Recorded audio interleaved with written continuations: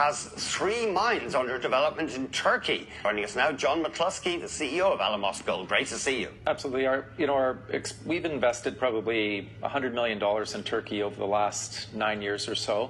We were very successful with exploration, so after an initial very modest investment, we ended up finding roughly 3 million ounces of gold there, where all the value added is. I would say that the approach we're taking is quite responsible. It's a very modest capital investment to get our first mine underway. We've only just permitted that mine for construction. We received the final permit a few weeks ago.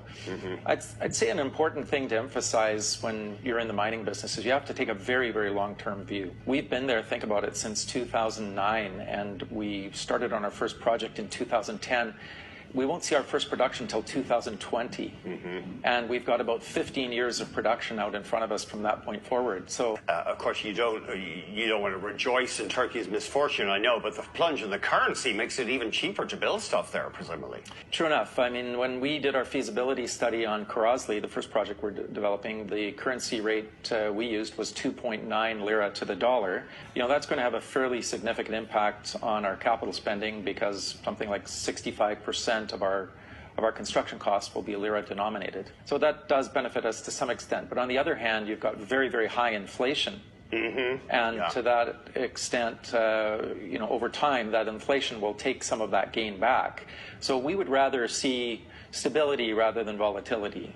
But how much of the payroll for that mine will be in lira? How much in US dollars? All of it will be in lira. Okay. All of it will be in lira. We're not employing any expats whatsoever. No expats? No expats. And in fact, the mine itself will be contract mined. One thing that Turks do extraordinarily well, in fact, they're among the best in the world at, it's excavating and moving rock. You'll find very few countries in the world with their level of expertise and have all their own equipment. They manufacture their own equipment within Turkey.